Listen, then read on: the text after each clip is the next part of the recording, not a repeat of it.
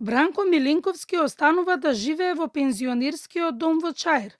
По направената сторија на Канал 5 дека Бранко ќе остане без покрив на главата, бидејќи според управникот на домот, Бранко го нарушил јавниот ред и мир во домот.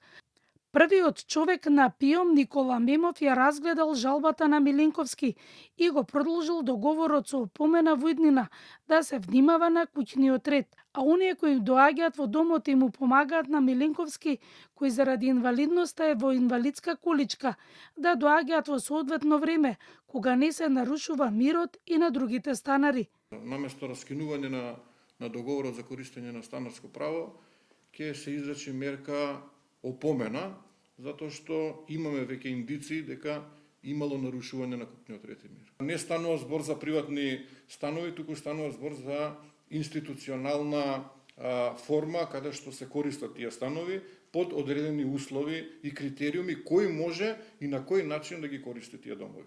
Сторијата со Милинковски ги отвори прашањата за кои се живее во овие пензионерски домови и дали сите станари ги исполнуваат условите. Првиот човек на ПИОМ Мемов објаснува дека со неколку станари во домови низ Македонија имаат и судски спорови, бидејќи не исполнуваат услови во договорот за закуп. Прво, да се утврди статусот кои корисници не ги исполнуваат условите согласно правилникот.